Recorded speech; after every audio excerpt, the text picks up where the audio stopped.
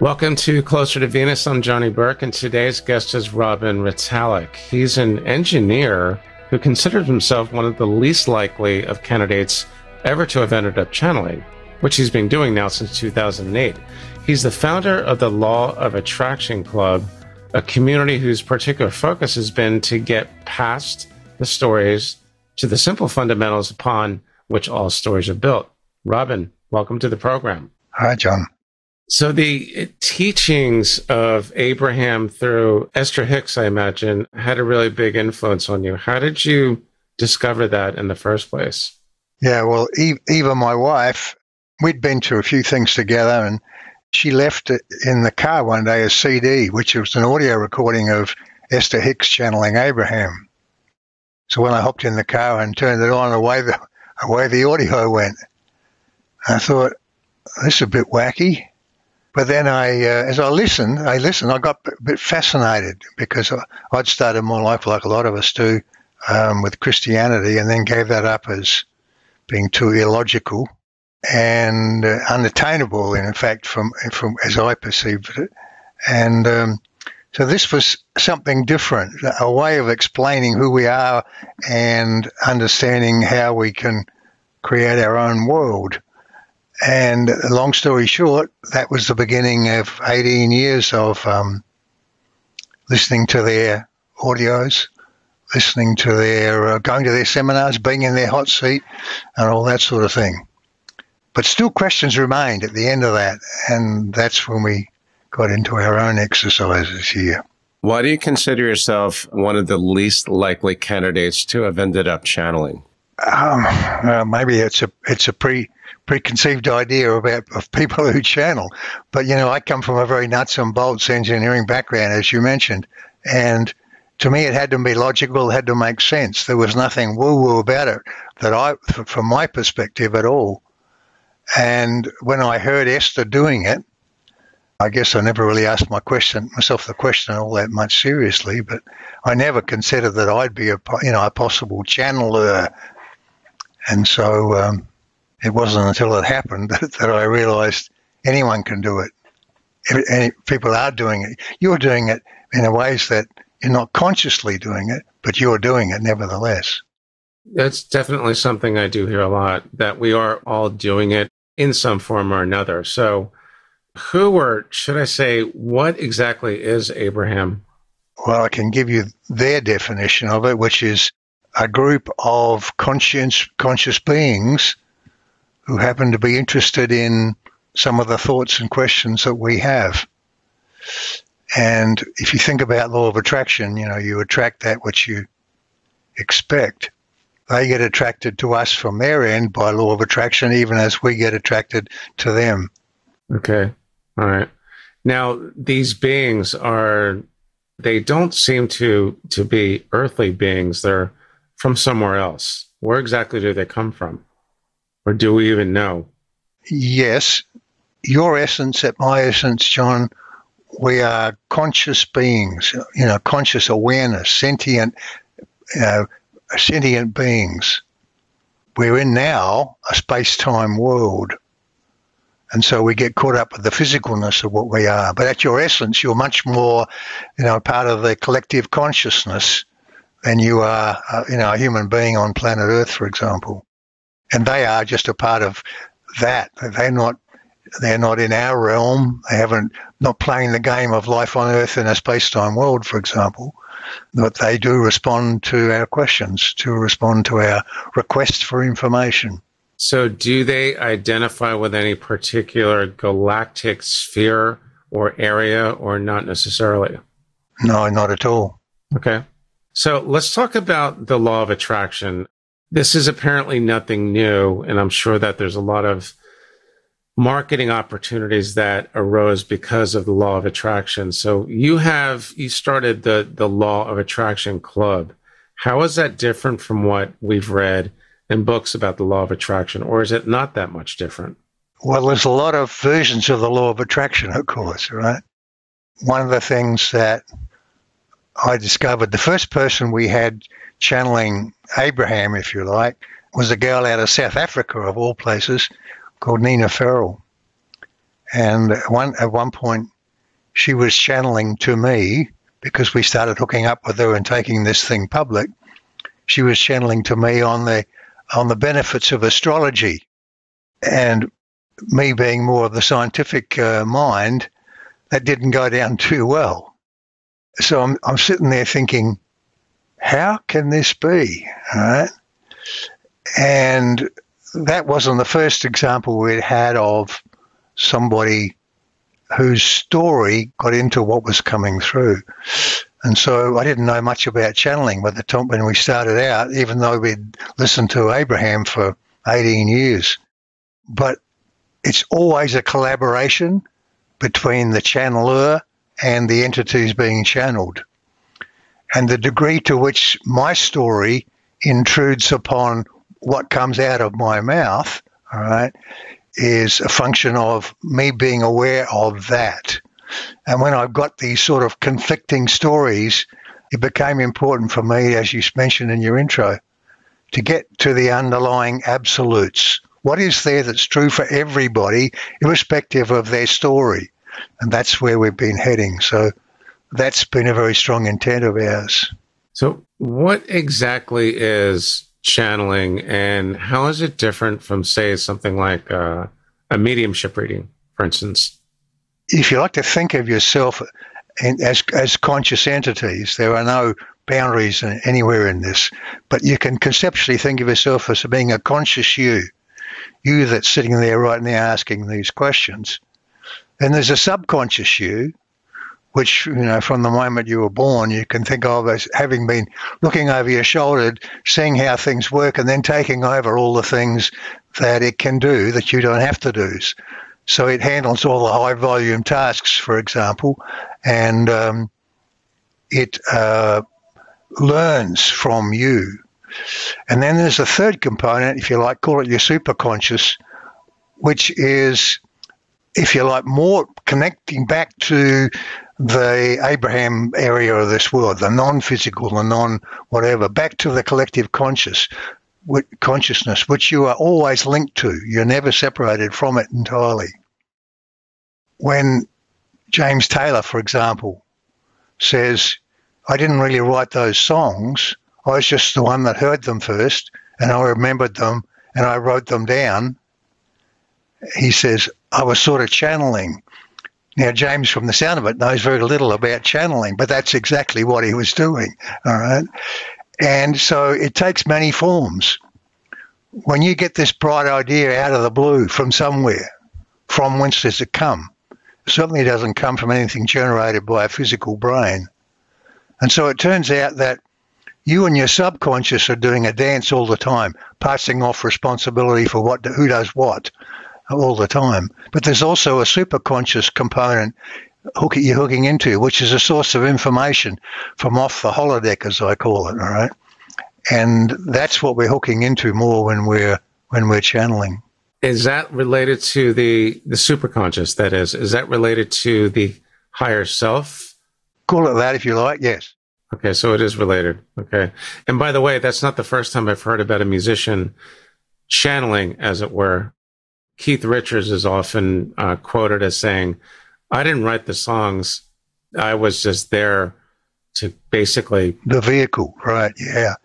It's like when Carole King was getting her award, I forget the award she got anyhow, and she said, it's just a matter of getting out of the way.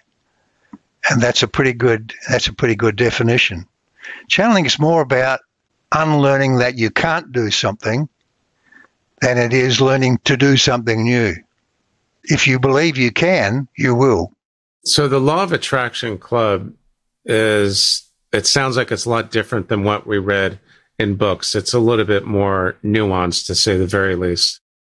Now, there is a being that you channel, I believe it is called Terah? Terah, yes. Terah. Okay, so is Terah a being similar to Abraham? Yes. And how did you briefly mentioned how you started to channel? When did Terah come in to the scene, into your experience, where it sounds like a central figure. Yeah. Eva Gregory, my other half here, she was the first to channel. And I was in the kitchen one day in 2008, early 2008. And she came in, she was crying her eyes out. And she kept saying, "It's all good, it's all good." And that was her first experience of channeling. What back in those days we called it Abraham. And then, we stood in the kitchen for 40 minutes while she was crying and kept saying, "It's all good, it's all good." And she'd had this experience. And so she eventually got some words out and described it and talked about what it was. Personally, I was on the phone to one of my friends sometime after that, and we were talking about some of these things, the very things you're asking about, John. And at the end of it, I end up saying, "And there was great love here for you." And that is not the sort of thing I normally say to my friend, right? And it just felt like the normal thing to say at that point, but also recognizing there was another entity in the conversation. And that was my first channeling. And then I burst into tears, all right? And so it begins, all right? So it begins. Now, this is the communication. It's not an auditory thing. It's telepathic, is it not? Yes. It's like having another consciousness in your head as a part of this discussion, all right?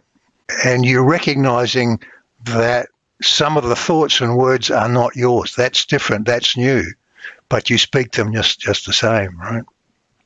It's not like dictation, whispering in your ear, "Here's what you got to say." It's not a takeover by them of me or my, intellect. It is just another entity in the conversation. The advantage of it is we're caught up in this physical game. Their perspective is completely outside the game. They are timeless and spaceless, as you are and I am at our essence. But so we get the perspective from outside of the simulation, if you will, of this world that we think we're living in. And that's an invaluable perspective because we can't get it any other way. Well, at least that's probably not true. Let me just say, it's at least an easy way for me to get that perspective. Mm-hmm. Because unless you actually experience this world, this dimension, and that dimension of timelessness, which I've heard speakers talk about a number of times, it's very hard to get your head around the concept of outside of time. Yes, I know it is. Also outside of space, right? Outside of space too, right. Yes, you're right. It's difficult for us to imagine timelessness. I mean, if I gave you a book and the words were scrambled in any order, it wouldn't be a book you could read, right? If I gave you a video and all the frames were jumbled, randomly, you wouldn't get much of a story from that. And so that is sort of hard for us to understand. Storyless, timeless, sequenceless. No, nothing's linear. It's all one massive information, if you like. And as you say, it's hard to understand. Completely nonlinear. At least that's what I've been told. You had mentioned in our last discussion that Terah might actually be able to answer some questions. Is this something you can turn on like a switch, or anytime you're ready to go? No time like the present. So should I just fire away with the questions, or? Sure, go for it. Okay. So one of my favorite questions, and I'm not sure if I'm addressing, is it a him or her, or? It's a they. Okay. In that it feels, well, we are here. It feels to this one as though there's more than one of us. So it is more naturally expressed as we rather than you, rather than singular. The first question would be one of my favorites and a common one. Why are we here? Because, let us take you back to the timeless, spaceless place for a minute, even though it may be difficult for you to imagine. Some people call that collective consciousness God, but it is very un-God-like in that the collective consciousness judges not, creates not, whatever. But you were created out of that soup, if you will, as a conscious entity. And so this part of you that exists back there is a part of us, in effect. But there is no place or time. There is just us, and we being a part of all that are also individuated from that soup, if you will, as a collective, as a mini collective, if you will. But it's in response to your thoughts and to your questions and your desires. We're in it for the fun of it too, you see. We enjoy these interactions. The fun of it. Why am I here specifically? In that process of individuating yourself, what began that process was a desire for, if good word, adventure, a desire for not sameness, a desire for creativity, a desire to be something, be somewhere, do things, experience contrast, have emotions, and so on. And that's what caused you to exist. All right? That's why you are here, to discover who you are, to discover with the power you have to create your reality, and to have fun doing it. So is it true that we are eternal beings? Yes. Better said, timeless. Timeless. So there is no beginning and there is no end to time. Is that right? Correct. Yes. And that's hard to understand with the word eternal, of course, because it implies that, you forever start and forever into the ether. But you are timeless at your essence. So without having the experience like you had, without having the experience of being a channel or of having any kind of spiritually transformative experience, an STE, an NDE, a past life memory, how do we take advantage of knowing that we are without space and we are eternal beings? You exist because of the law of attraction. As you felt a preference, a desire, so you began to evolve. And your desires indicate what you evolve into. And as you make a belief about the choices that you make a belief choice that I'm this way or that way. So what you attract to you is a context that matches that desire, that belief choice. And so you are, in effect, creating everything in your world. Okay, so is it true that if I create everything in my world and then at the end of this earthly incarnation, I get to the in-between space, which we'll talk about in a moment, is it true that spirit guides or the council or whoever, they're not really responsible for telling me what I believe is true or not? That's up to me. Is that true? You can choose to believe anything. There's nothing you cannot be, do, or have, nothing you cannot change. And so the choice is yours. Let me go one step further behind what you're asking here. Because are there spirit guides in existence? Only you can say for your world, because if you believe there are, then you will experience what that means. If you don't believe there are, then you won't experience it. Right. And that's what that means when someone says, well, so-and-so might be true for you, but not necessarily someone else, even though you think, for instance, that there is no such thing as earthbound ghosts, and that might be true for you, but for someone else, they might think, or they know, yes, there is because I've experienced them. Does that make sense? Yes, indeed. So what if someone makes a choice that is an impediment to raising our vibe to eventually ascend to become a light being? Is anyone, any type of being, going to at some point say, look, man, that's not really the way to do it. The path is here. Is that not going to happen? Or is, in other words, is that all up to us to really kind of stumble through that process and to learn for ourselves? There really is no learning involved. Let me explain. Let us explain that to you.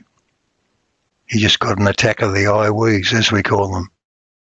sometimes and in this communication, in this mixing up we do, in this thing you call channeling, our voice will be more prominent, right?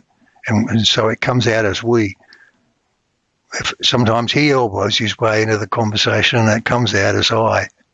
And so we have this dance going on all the time, basically. Right?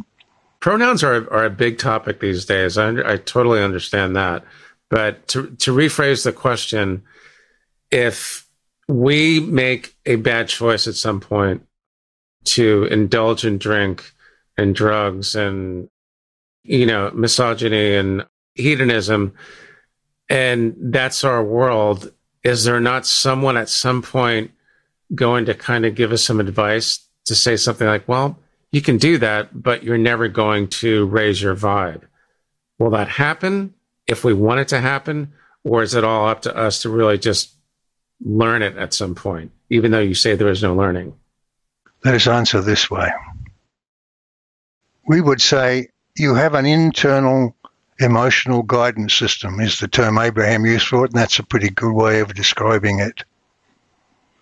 If you're feeling good, you're heading in the direction of where you want to go. If you're feeling bad, you're heading away from where you want to go. Feeling good can be at peace, can be in an adventure, could be in something really enjoyable. Orgasm, all right. Feeling bad could be boredom on all the way down to, anger, to despair, and so on. If you are feeling good, you're heading towards where you want to go. And if you're feeling bad, you're heading away from it. However, you are totally at choice. Let us give you our definition of the law of attraction. What you choose to believe and expect without limit, wanted or unwanted, moment by moment, unique to you, becomes what you experience as reality. And that's not just the physical world, that is your spiritual world, if you like.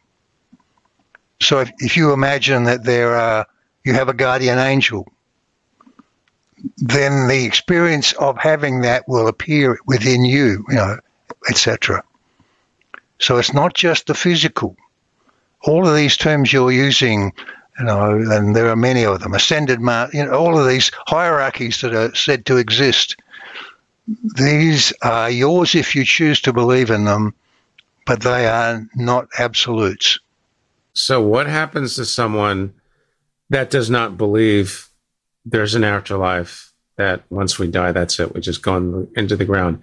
If they believe that, will they experience nothing or not necessarily? They experience what they expect. If they expect nothing, then they will merge back into something, and it will be like waking up from a dream and realizing that the world they're in now is more real than the dream they left. Mm-hmm.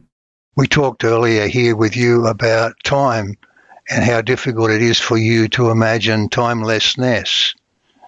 You may expect to go to some way station after you die and hang out for a bit and then reincarnate back to something like this life on Earth. If you do, you may stay in a time sequence and it will flow according to your expectations. If you don't expect that, you may transition out of time back to space, and your consciousness will expand to take in the new environment, to understand the new environment, and you will realize that this is more real than the dream you just left. Okay. Is it fair to say no matter what our beliefs are, our consciousness does not stop? It keeps going. Right. And as far as manifestation is concerned, if before I die, if my wish is to reunite with my family and friends who have passed, what is the likelihood I'll actually see them when I get to the other side? It depends whether you believe it'll happen or not, you see. Well, if I believe it'll happen, it will. Absolutely. Right. Now, this is a sticking point because I've heard many different opinions on this. When I get there and I see my mom and my dad and, everyone else, is it really them, or is it a spirit guide that's mimicking them, or is it just my imagination? Once again, it'll be what you expect. What you may not expect, perhaps, is the form that they are in. In other words, will it be some place? Will you recognize them walking towards you, etc.? Right? Well, if that's what you really expect, then that's what will happen. But it will also happen with an awareness that something is very different here. And there will be a change in your consciousness. And you'll begin to recognize that these ideas you had were very sort of earth-based ideas, wonderful ideas, good ideas, and so on, right? But nevertheless, you are now on a different journey, a different adventure. But you will experience them even as they will experience you. So, in other words, if I went to imagine this wonderful world of the afterlife with my friends and family and being able to play guitar with Jimi Hendrix and Ronnie Van Zant and, everyone else who passed on, if I believe it'll happen, it will happen. Yes, indeed. You will manifest what you believe. Yeah, what you believe and expect. Expectations is the better word, all right? Because you may choose to want something, but you may worry that you're never going to get it. If you can't get to the point of believing in it, if you're living in what Abraham calls resistance, then you will not achieve it, you see. Okay. That makes a lot of sense. That's why it's very important to actually expect something, which what you think is what the law of attraction is all about. What you expect is what you'll get, no matter how lofty or outrageous that is. There is nothing lofty or outrageous. Really? Okay. Is that why Jay-Z says, and this is an old commercial, but he says, expect everything. Exactly. Yep. Okay. Let's briefly talk about the law of attraction and some of the myths, common misconceptions. What are they? That you can just think of something and want it and it will appear. Not so. That it's some sort of simple law you can pick up or put down and it has no real absolute effect. Nothing could be further from the truth. You are creating by your desires and expectations this call. Even as this one happens to match, in this case, your desires and expectations from his end. And so you have what you think is a common experience. But it's because the version of you that's talking in this call is a match to the version of this one that's talking to you. When you go left at the fork, there's an equally valid version of you goes right at the fork. Both are equally valid possibilities and both are equally valid as if you like, a thought form going forward. You only experience one, the one you chose, because that's all you expect to experience. And that's all your brain is, your consciousness, if you like, the shape of it, is geared to handling in this story mode you're in. But this world is your creation, John. It wasn't here before you got here, and it won't survive after you're gone. Right. The world will still be here. It's just that my world will not be here on Earth anymore when I'm gone. There is no world. Okay. All right. I gotcha. It's a simulation. It is a simulation. So Elon Musk was right then. Yes. When you say simulation, how is that different from a hypnotherapist who takes you through a session and you experience a past life or maybe even life between lives where you experience that staging place where it's almost like casting a movie where we basically take on roles before we come back down here again? How is that different from a simulation, or is it the same thing? What is it?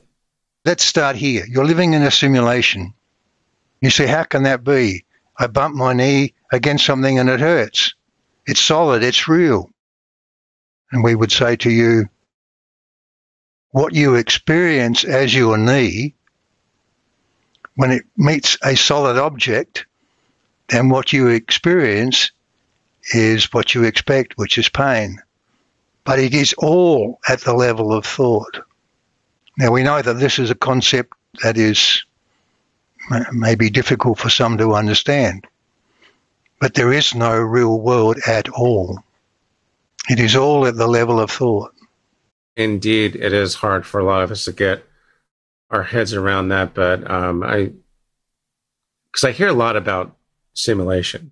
The interesting thing is that for many years, in this one's version of the backstory for him, for many years, science was way behind in terms of understanding these non-physical spiritual aspects, probably because the church was so poor in its description of things back in those days, and still is. But interestingly, science is in some ways getting ahead of the game, because it is starting to understand that it could be a simulation.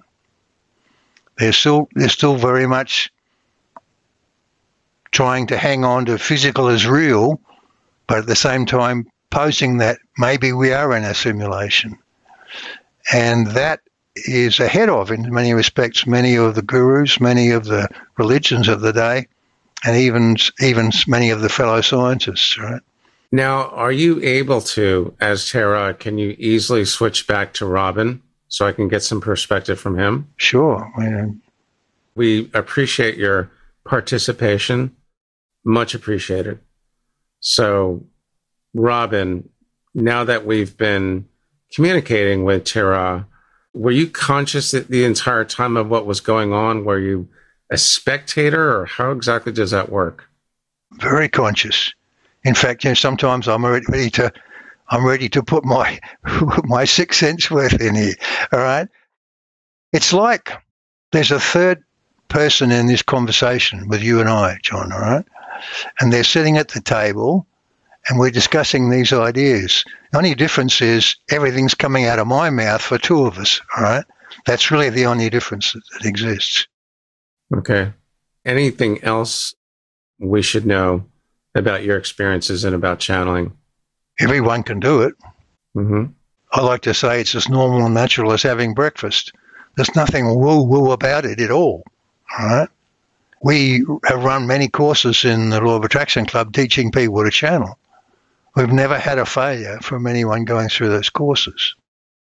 Sometimes they get caught up in their own belief systems, and that's fine. But in the purity of what we've tried to do in this club is to get away from the stories down to the absolute fundamentals. Because if you start from the middle of a story, you're hampered by all the mythology that's involved in that story, and that is a handicap. So it's never simple. It's complex. I mean, the world, as we imagine it, as we experience it, as we create it, is a hugely complex thing. And that complexity has nothing to do with source. All it is, collective consciousness, whatever you choose to call it. It is extremely simple at the source. If you choose to expect something as a choice alone, all right, as a belief choice, not based on anything else, but I'm choosing to believe this, you will create it. If you can be at that level of belief throughout all of you, at all levels within you. If there's not, money doesn't grow on trees, common saying, right? Money sure as hell grows on trees if you believe it does, either literally or metaphorically. But if your mindset is money doesn't ever grow on trees, you've got to struggle through life here, then that'll be the world you experience, you see. So stripping away the mythology and the superstition is part and parcel of your journey and your work, wouldn't you say? Yes, absolutely. Excellent. Yeah. Okay. Robin, thanks so much for joining us tonight. How can our listeners learn more about you online? They can go to the LOA Club. Thank you. Okay, yeah. I will put that in the show notes and the transcript as well. You've been listening to Closer to Venus. I'm Johnny Burke. If you enjoyed today's episode, please consider subscribing You can find more information and more episodes at closertovenus.com. Thanks again for tuning in, and we'll see you next time.